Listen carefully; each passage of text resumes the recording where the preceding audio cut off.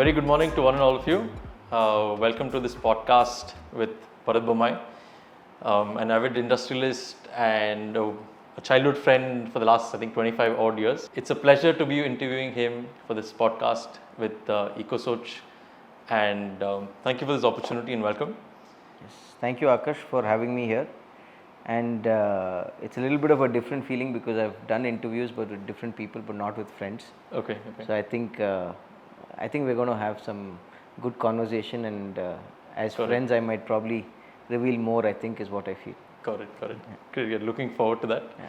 So just a quick introduction about myself. I am Aakarsh Shamanur, and I am an architect who's working and who's very passionate about industrial sustainability. And we're going to run through Bharath's life, his businesses, his interests, and what his plans are for the future, and for the future of this country, and specifically for the future of MSMEs in India. So as the first question, for the audience sitting at home who may not know you, how would you like to introduce yourself, and also just talk about who you are as a person? So for the audience that is out there, formally, my name is Bharath Bommai.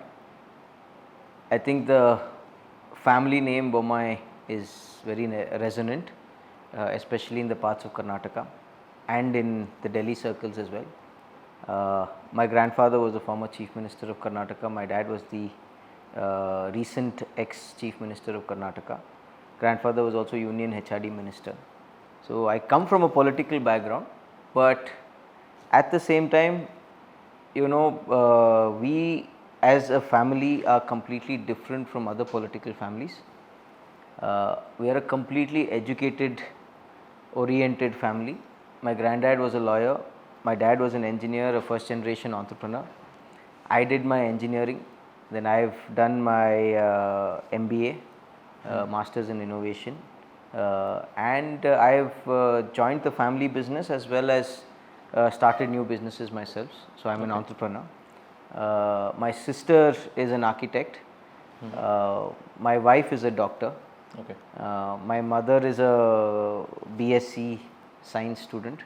Got it. So I come from a background, yes, I might come from a political background, but for us, my grandfather and father have been very, very specific when it comes to getting educated, because education is very, very important, because that kind of shapes your life, the kind of people you meet, and also defines your future as well. The kind of friends you make, the more educated friends you make, the more knowledge you gain. Like for example, I'm a good friend of yours, you come from an architectural field, I come from a manufacturing field. So there are a lot of ideas, exchanges that keeps happening, and it's a healthy conversation, and I also can learn a lot of things from you as well. So having said that, I did my schooling here in Bangalore. Till the 10th I was in Vidyaniketan in Hebbad. And then I did my 11th and 12th, or first PUC and second PUC at Diksha Center for Learning, which was an integrated AIEEE IIT training school, first of its kind at that point of time. And then after that, I got an admission into Purdue University, which is one of the top 10 institutes for engineering. I did electrical engineering there. Then I was at a time in the United States where recession was there. So I applied for jobs, didn't get much opportunities. But I got my first opportunity in Singapore at Nat Steel Holdings in strategy and business development. So I jumped in on that opportunity, then immediately went to Singapore. I worked there for 2 years. Last 6 months of my stint, I was in mergers and acquisitions. Got it. Then I did my MBA there at Singapore Management University in a specified field of Masters in Innovation and Entrepreneurship. And then I came back and joined the family business in 2014. So it's been almost 11 years since I've come back to India. Since then, I've been taking care of businesses and doing my own ventures and investing as well. Got it. And when you were abroad, did you have a choice to stay there and continue working? Were the opportunities available? or was it a conscious decision to come back to India and sort of give back to the community here? Yeah, so when I had decided to get my higher education, especially my bachelor's degree in the United States, I was at that particular time itself, I had made up my mind. I had made up my mind. Of course, I had a discussion with my father and mother as well, especially with my father. So I was very clear in my mind that 4 years of engineering, 2 years of work experience. Okay. I'll do my MBA program. That MBA program can be anywhere in the world. It can be 1 or 2 years, depending upon the kind of structure the MBA programs have. And then I'll come back to India. Okay. Right after doing my MBA. All right. God willing, whatever I had set out, I think it happened in that manner. All right. So I had literally made up my mind saying that I'll come back to India, come back, whatever it is. One is join the family business and contribute towards society here in India because of the kind of background that I had, as well as going ahead in terms of employment and having more youngsters coming in, because India at that particular time when I was coming back to India was becoming a young country. Today we are a young country, but we are on the verge of becoming a young country. All right. So at that particular point of time, I wanted to ensure that I'm in India at that particular time, and I contribute towards a lot of our youngsters growing. As you are aware, MSMEs are the backbone of the Indian economy. In your view, what do you think are the strategies and the policies or the overall ecosystem that needs to be created to enable resilience and competitiveness to MSMEs in India? So, as you mentioned, Aakarsh, MSMEs are the backbone of the Indian economy today. Almost, I would say, 25% of the GDP contribution is through MSME segment, and almost, if I'm not wrong, if my statistics are right, about 11 or 12 crore people are employed in the MSME segment. That's almost like 10% of our population is employed in this sector, and almost 40% of the manufacturing export that happens is from MSME segment. So, like you said, 100% MSME segment is a backbone of Indian economy. The government of India has come out with certain really good schemes. We have to give credit where credit is due. Government of India has come up with a CGT MSE scheme, non-collateral loans up to 5 crores. It was initially 2 crores, now they have extended it up to 5 crores. That is definitely helping small and medium scale industries utilize that funding for buying of machineries, capital goods basically. But having said that, with that kind of a scheme there, and a couple of other schemes are there, some subsidy schemes are there. Certain sectors, like for example textile sector has about 20% subsidy on capital goods. So each sector has its own sustainability. Again, when you come to sustainability, 20%, if you are doing a full-fledged 100% sustainability project, there is a scheme from Government of India where you get 20% subsidy as well. We have seen, like for example, the boom of ethanol, where Government of India has contributed towards subsidies there as well. Now solar schemes are coming up where subsidies are again getting implemented. Now Government of India is doing as much as possible, but I think it is important, and I'll compare it with China, because as MSMEs we are always competing with the Chinese, and we cannot deny the Chinese competition. Now, what is the difference between, or for an MSME, between China and India is very crucial to understand, which I think if these changes are done with the support, see, the thing is, you need the government, the state government and the Government of India both to enact upon it, then only what I am going to say will make more sense. So in China, for example, the rate of interest is between 3 to 4%, not more than that. Okay. Whereas when we borrow here, now it is at 8.5-9% depending upon your CIBIL score. But then when you take a CGT MSc, it literally becomes 10 or 11%. Okay. So there's a huge difference between 7% in terms of interest between India and China. Okay. The land costs, the land is literally provided very cheap for someone who wants to set up a factory or a manufacturing establishment. But at the same time, China is very strict. Alright. Whereas, what we do is we have KIDB or Maharashtra Industrial Development, and each state has its own industrial development authorities. Correct. The officials are not strict. So bureaucracy also is an important role. Alright. So in China, what happens is within 3 years, if you've given a project plan and within 3 years you're supposed to do certain things which you submitted to the government of China, Correct. you have to ensure that you do it within those 3 years. Otherwise, the Chinese government comes, they really don't care who you are, what you do. They will take the land and it will be a custody of the Chinese government. Technically, they give you 99 years lease, but then they're very strict of the matter of the fact that within 3 years you have to start an industry. Whereas here, that rule is there. I'm not saying it's not there, but then there's always, the officials, for whatsoever reason, keep on extending it. Influence is also there. Politicians also influence them.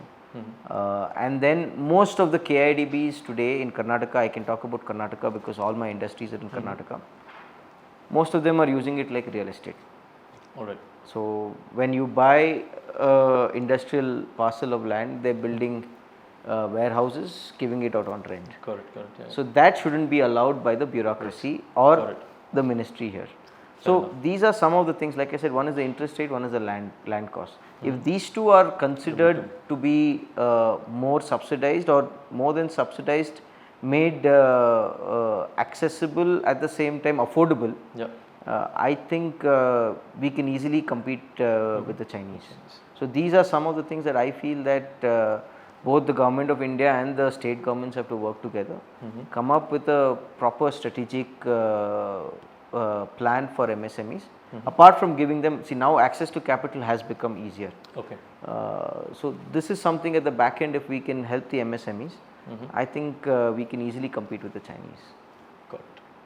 With your wide spectrum of businesses that you operate and run, how are you juggling all these different entities? It must be quite a task, right? No, I think you asked a very relevant question, which is basically my day-to-day affair, right? So if I was not loving what I do, I don't think I would have taken the burden of running so many industries. So setting up industries or running an industry is something that I literally love doing. It is more of a passion for me. So I think that is the biggest driving force for me. Whenever I get up in the morning, there is a challenge every day, and the challenge is not the same because I deal with, like you mentioned, all the way from pharma, automotive, earth moving equipments, flow control valves, all the way till textile. So each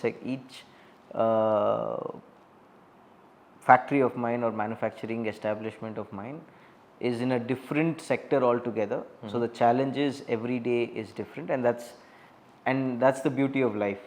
If you have challenge every day, then you enjoy doing it. If there is no challenge at all, then it becomes monotonous, and then you go into a like a sleeping cell.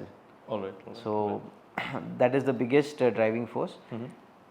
In terms of how I'm handling it, see, one thing that I bought in from Singapore was when I was working there is most of it is system driven. So over the period, so as soon as I came back from Singapore to India, our companies were doing well, but systems were there in place. I'm not saying that systems were not there, but it was not all digitized. Got it. Most of it used to be on pen and paper, most of it used to be in files, physical files. So I did a complete transition from that to getting ERP systems. I ensured that life of my employees become easier to handle. All right. So most now, literally all my organizations are digital driven. Okay. So which helps me also to manage businesses. And now I am doing a complete CEO dashboard system for myself, which I'm making it more personalized. I know ERP systems already have their own dashboards, which is helping my people on a day-to-day basis at the ground level, at the manufacturing level. But I'm getting a separate personalized CEO dashboard done, and I'm hoping to finish it by this financial year for most of my factories. So that from April 1st of 2025, new financial year, I start viewing it on my iPad, and I'll be having a screen which will showcase what I generally look at. So whenever I go to a factory, like you mentioned, each one has its different sector and different attributes. So if I go to my automotive factory, then I know, okay, what is in that automotive segment, what is it that I am looking for. Textiles, what is the output I'm looking at. Manpower is a major contributor for a textile industries. And in fact, coming to that also, I'm very proud of the matter of fact that we've done it as a social entrepreneurship, where we are literally not looking at profits, but then it's a more of a community engaged enterprise that we've done.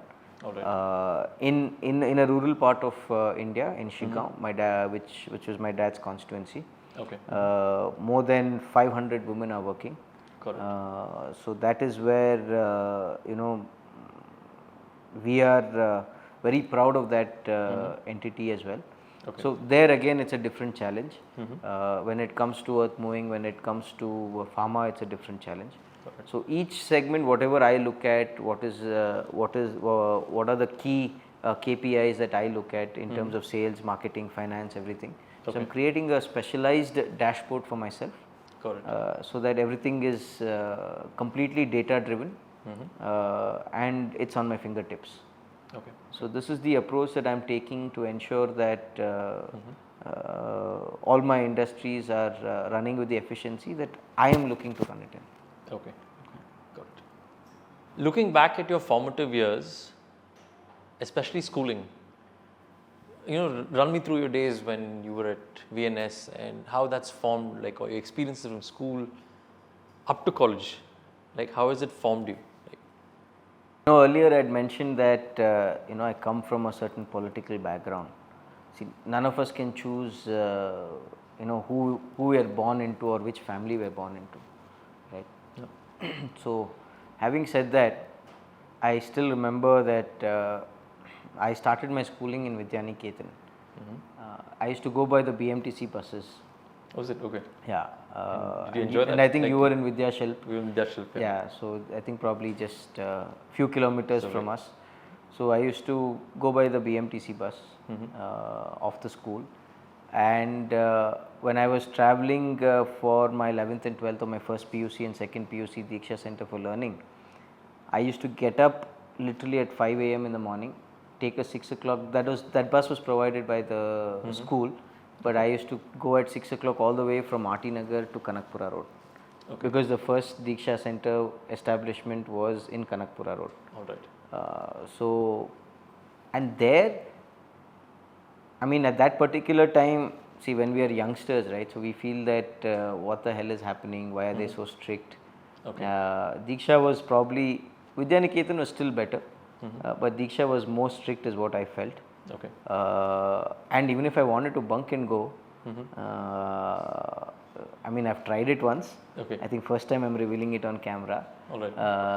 Even though we tried it with 3 or 4 of our friends, we had to literally walk 5 kilometers to catch a public bus because it was in a no man's land. Then we decided that it's not worth bunking. Because you have to bunk, then walk 5 kilometers, take a bus and go. That is the funnier side of the things. But as youngsters, what used to happen is, see, Diksha used to be a well-oiled, disciplined curriculum system for us. But I think that is what has helped and shaped me into the discipline and the work-life balance that I have today. Okay. I think that has transformed me into doing things in a more methodical manner, Okay. more structured manner. I think so. The earlier times education, the way we were brought up, has contributed towards the person I am today. Okay. And and I feel that I went to the United States at the right time because I learned engineering in a more practical approach. Okay. The difference between the Indian education and the foreign education or the United States education, of course, now the government of India has come up with a new education policy trying to kind of implement the practical way of approach of things of the United States or the European way of schooling and learning. So I had that experience of practical way of learning. Okay. Okay. Yeah. So that also kind of helped me in my businesses today, where whatever decisions I take, or before I take a decision, I look at the practicality of that manufacturing area or segment or that particular machinery. Alright. And then I take decisions based on that. So I become more practical in nature. I, as a person, I've become more, I think more practically. Okay. Less emotional, more practical. So that is what even the US education has taught me. Yeah. So these are some of the learnings that I've started to implement in my career, in my life as well. Okay. Okay. And any interesting internship experience that you would like to share about, or any particular learning that you think contributes to the way you work right now? So there is one example of my years at Nat Steel Holdings. So we were a small strategy and business development department at that particular time. So at that particular time, what happened is, so there's one project that came up. Okay. Where the company had to do a business development plan, where they wanted to know whether the company has to invest in Malaysia and Indonesia. Okay. So they had hired external consultants. McKinsey's were the external consultants. Okay. But my boss at that particular time, he had convinced the CEO of our company that, why don't you, we have already done certain research, we already have the data, why don't you consider our research as well? Okay. So in parallel they made us do that. All right. All right. So when in parallel they made us do that, there were opportunities for me to travel a lot to Indonesia, but for some reason, office politics ensured that I didn't travel. All right. All right. So I used to feel a little bit disappointed. Okay. It's like I'm putting in all the hard work, I'm putting in the hours in the company, yet someone else is getting the cream or the cherry of traveling. All right. So I'd love to travel to see what's happening. Like I said, practical way of approach. Not that I didn't travel, but then one of my colleagues used to travel more than me to get the experience so like of what we were talking. Site and see things. Yeah. So I felt a little disappointed at that particular time, but I didn't I make that affect me at any particular junction. Okay. I took it up as a challenge. I was like, okay, so what? Let's see what happens, and let me back my data, let me back myself, let me back my analysis, let me back my analytical thinking, and let me give a project report which is better than anyone. So that, like I said, kind of helped me and is helping me in my career today. So if I get hold of one task, I ensure that the task gets completed. All right. Till then, I don't want to, think about multiple tasks at that particular time. Okay. So I become more focused, and also at that particular time, just to finish on that story, our CEO went to Tata Steel. So Nat Steel Holdings is a Tata Steel group. All right. So Tata Steel board had to approve the plan. And we know how these big consultant companies work. Not to take anything away from them, they literally don't go anywhere. Okay. They have a database. Based on the database is how they come up with a project plan. Whereas our team was more, we had gone to the places, we had met people, gone to the resources, what are the resources available, what are the raw materials available, whether it is feasible, viable, was based on the practical approach. Got it. So, in fact, we had recommended very clearly that it doesn't make business sense at that particular time to do it, whereas McKinsey's had recommended, it does make sense. Our CEO was not that keen on our report, to be very honest, because when your own employees do it versus a McKinsey external consultant was doing it. But my boss was very particular.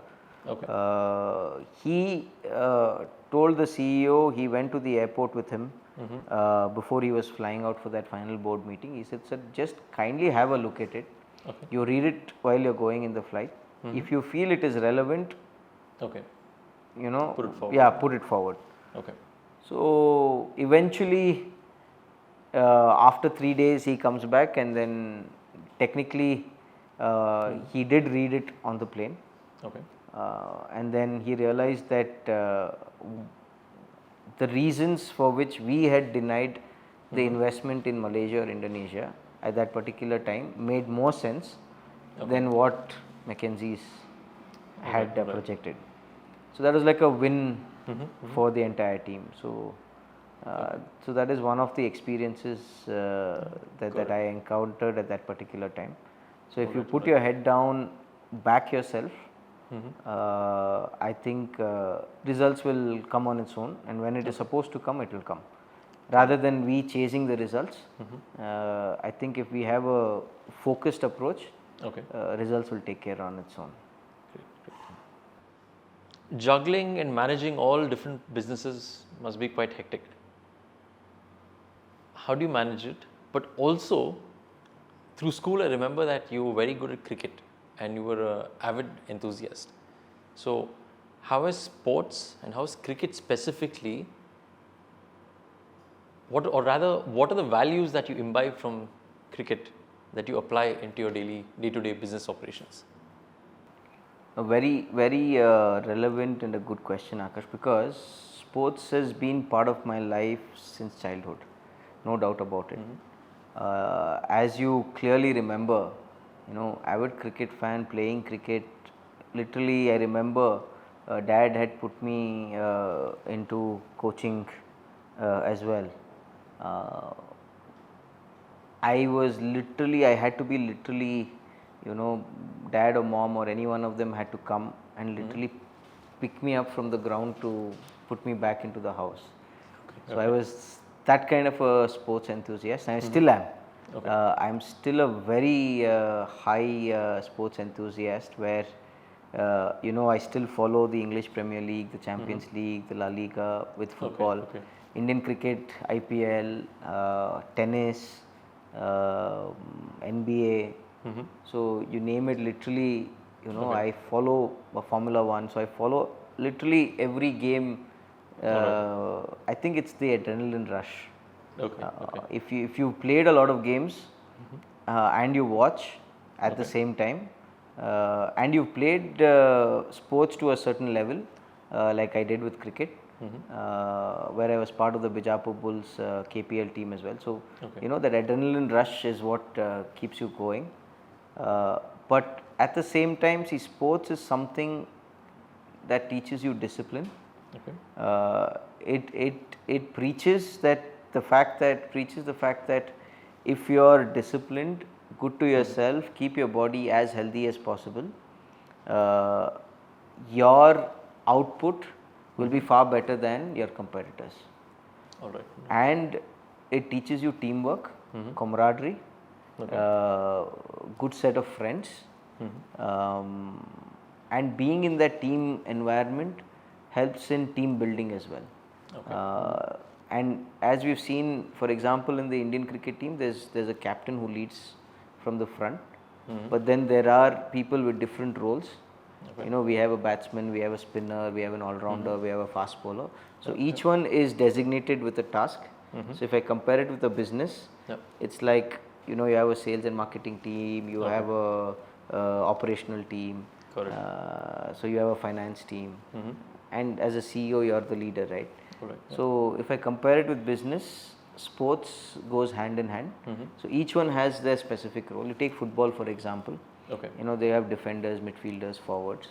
So each one is tasked to do different things. So strategy is where it all comes into picture. Your mind is constantly thinking about various strategies when you are on the field. And that is what I personally experience. So one of the examples is when you're going and playing cricket, your opponent is never the same. Most of the time it's not the same, right? Nowadays with sports, you've got data scientists, you've got video analysts, football also you've got video analysts. So you are studying your opponent. When I compare it with business, you are studying your competitors.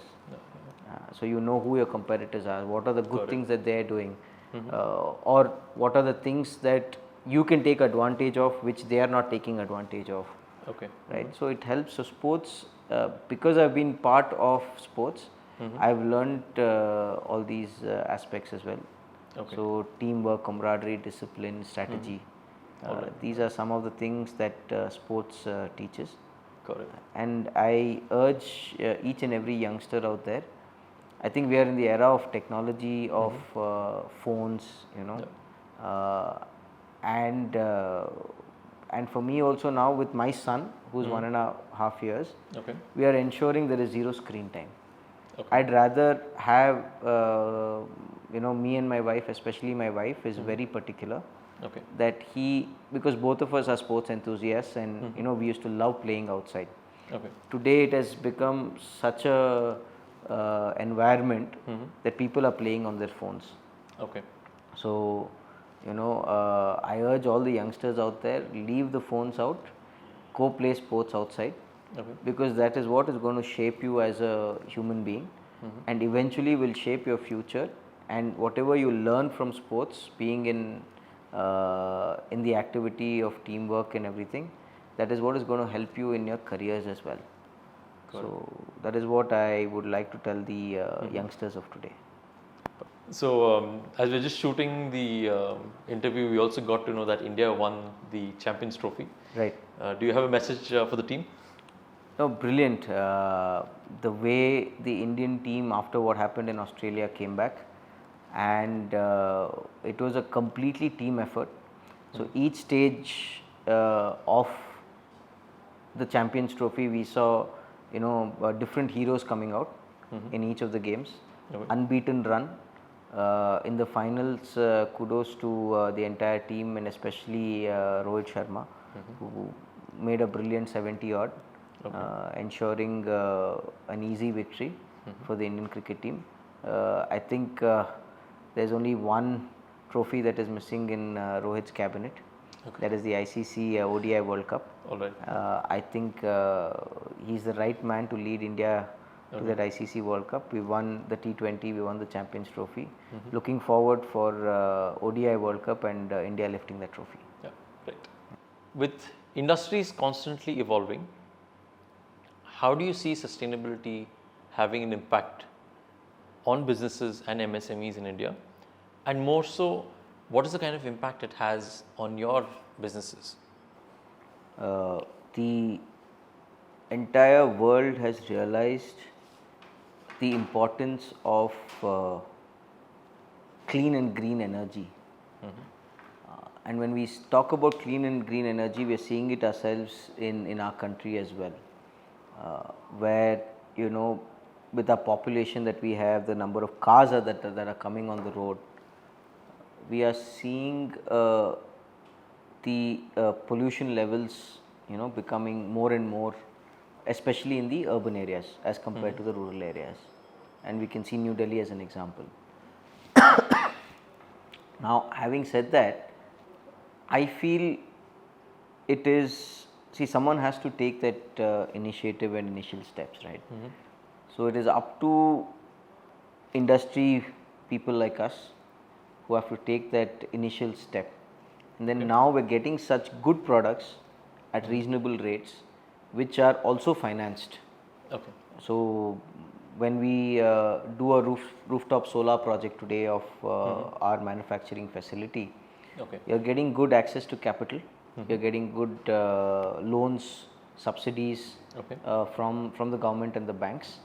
And when you look at it from the finance point of view, the depreciation of 30%, which is also an income tax saving aspect. Okay. Right? So this is one part of it. The other part that you look at it when you talk about the sustainability part is, so I can give an example of my own entity. With EcoSoch, I have transformed our mother unit, Voltec Corporation, into a solar-based run entity. Okay. One is I have saved literally 40% of my electricity bill. All right. So that is direct profits, right?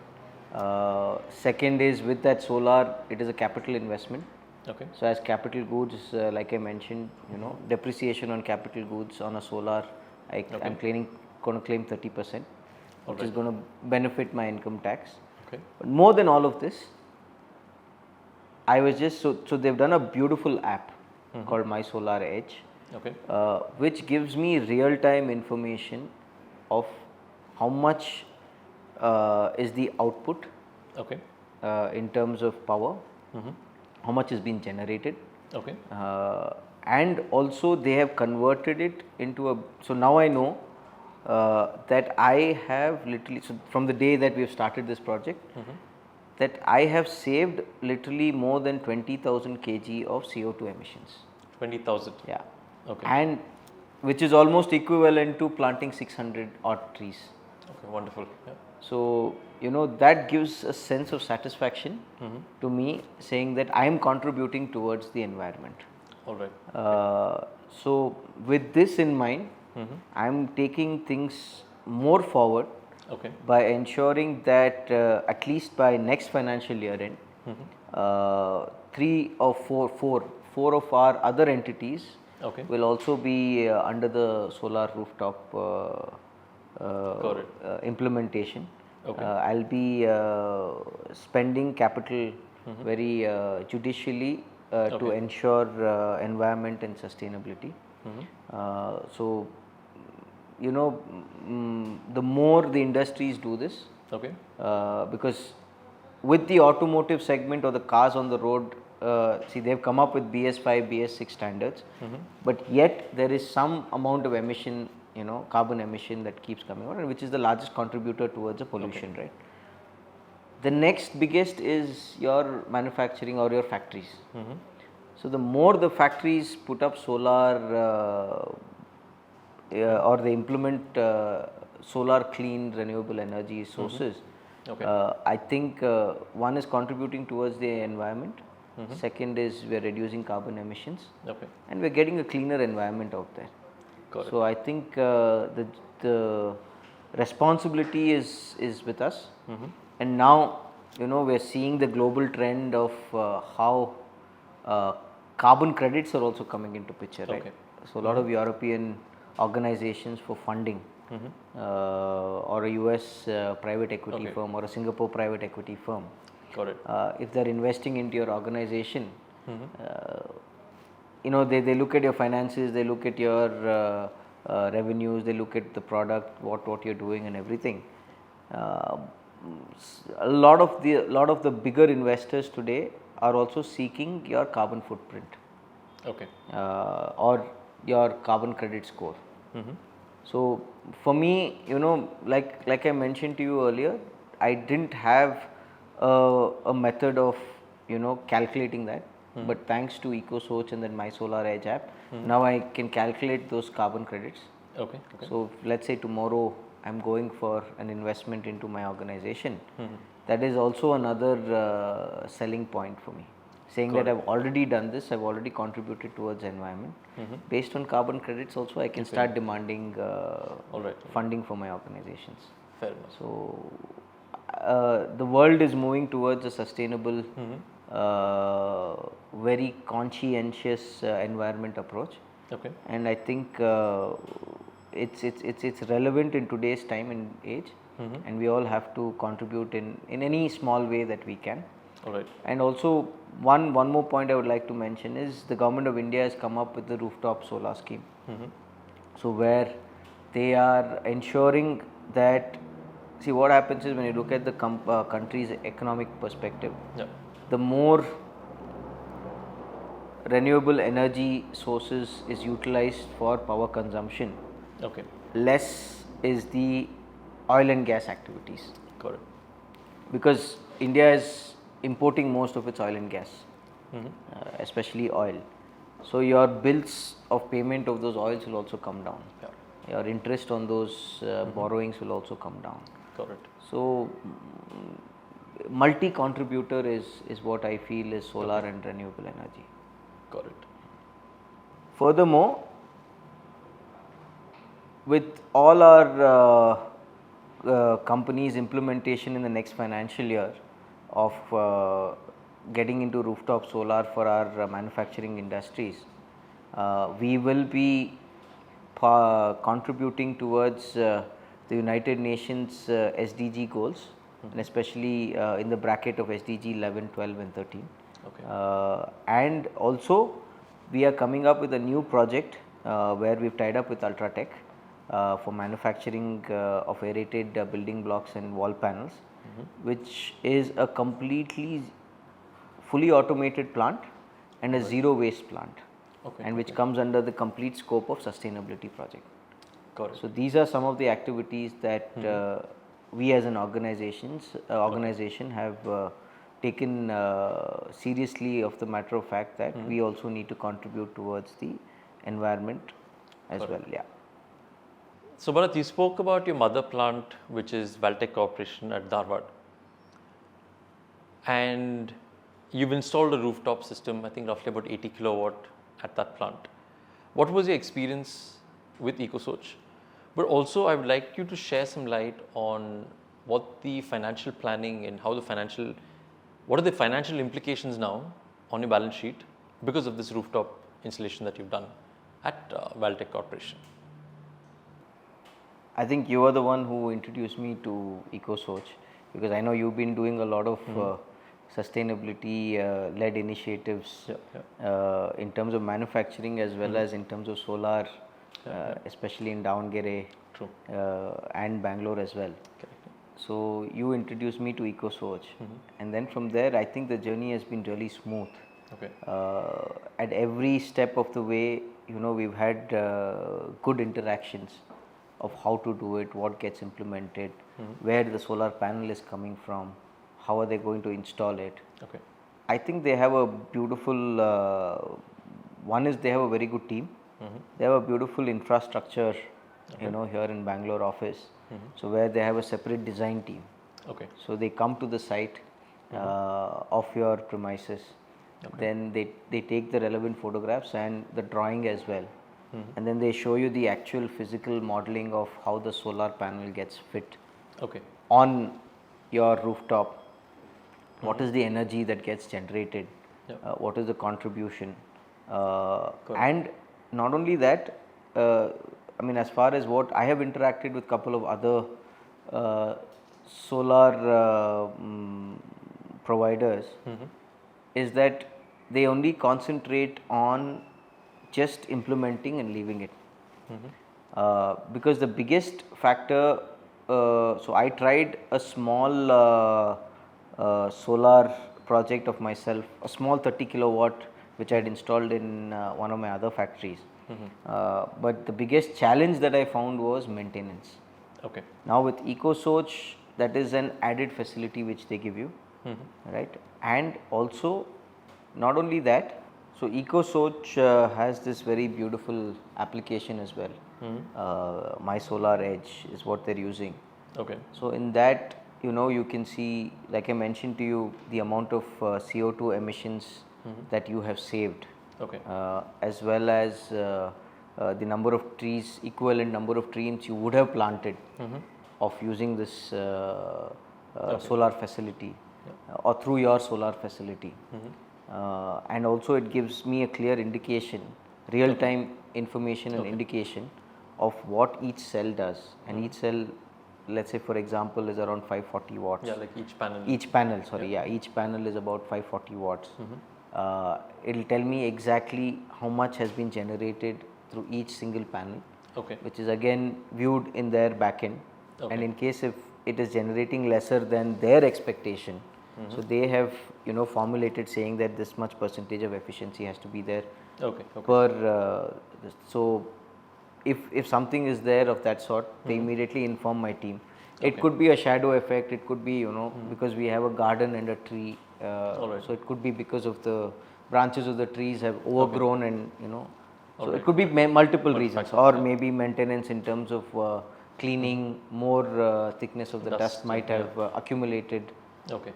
So with this, this was something which was intriguing to me as well, interesting to me, because it gives me a clear picture of what my solar plant in my facility is doing. That's another reason why I wanted to get associated with EcoSoch. The most important factor is, like I mentioned earlier, most of these solar providers, for them it's taking the solar, putting it there, implementing it and getting out of it. One step further, what EcoSoch does is they help you with funding as well. So SIDBI is one of the their channel partners, but even for small industries, for solar, they have a beautiful scheme, SIDBI.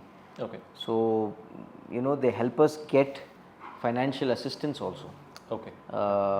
Because as you were saying, the importance of financial assistance is one part also, because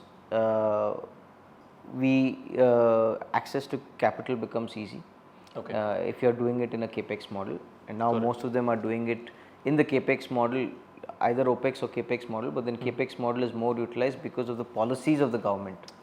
It's not that the companies don't want to do an OPEX model. They also want to do an OPEX model, provided there is a good return in terms of the ROI. The ROI, as well as distribution, redistribution of excess power to the grid. So multiple factors. So capex related investment. So with that in mind, they help us finance that as well. And not only that, they've also given us. So they have a very neat dashboard. So before we finalize the implementation, they tell us what is the plant size in terms of solar energy that you're going to give as output. How much energy saving you're going to do per month. What is the savings that you will do on your electricity bills. And that electricity bill saving is what they will consider as your return on investment. And in how many years you are going to pay back, or how much is your return for the investment that you've done. So in my case, to be very specific, I think it was 4.5 years. Yeah, it was around 4.5 years. So, and the biggest advantage is when you put up a solar plant, 4.5 years is your ROI. Right, and then post that, for the next 15 years, it is your capex. It is your capital good, right? And what you do for the next 15 years of the same, let's assume that we don't change the plant, we don't do any expansion, we keep it as it is, the product is as it is. Then the next 15 years is your direct profits. So that's the way I've looked at it in terms of the financial model. And generally when we talk about manufacturing industries, anything up to 5 years is what your return on investment is, right? So with that perspective, if you look at it 4 or 4.5 years, makes very much a financial sense to me. And 15 years is your pure profit, so that's the way I look at it. Great. So to conclude this podcast, Bharath, what is the message you have to the youngsters, or rather the entrepreneurs of this country? And would you also like to share some thoughts to the business owners of the MSMEs that create the backbone of the Indian economy? So, see, I have started my journey with sustainability and contribution towards the environment. A lot of people, we contribute towards society by interacting with people, right? We as youngsters, and this is what my grandfather or father, or people of that generation used to talk about, is the contribution towards the environment. Especially, see, whatever it is, for you to build a factory you require land. Bhumi anta was what Bhumi Kannadadalli ಹೇಳ್ತೀವಿ. If you're getting buried in the Bhumi. Your industries you're setting up in the Bhumi. Whatever you do, is your farmers grow their crops on land. So whatever you do, whatever activity, even if you have to build anything, farm anything, whatever you do is because of the land that is available, right? So I think it's very important for us youngsters to realize that and contribute back to society via the environment. The more you contribute back to the environment, trust me, the environment will give you more. That's the way I look at it. So my message to youngsters is, I have started on a small journey of ensuring that most of my organizations are part of the renewable energy programs, and financially it is going to help you, physiologically it is going to help you, at the same time, trust me, environment will also give it back to you. So in all aspects, I urge each and every one of you to start somewhere. It could be a small contribution, it could be on top of your houses, anywhere, wherever possible, contribute to the environment, because if the environment is there, we are all there today. So that's the message that I want to give to the youngsters. So thank you very much for your time, Bharath. Thank you, Aakarsh. It was a good interaction, and definitely got a lot of insights. Yes. From your personal journey to your professional side. Yes. And wishing you all the very best for all your endeavors. Thank you so much for and having me. Looking forward to making a very positive impact on the planet, Yes. people, and profits as well. Thank you. Yeah. Thank you so all much. All the best. Thank you.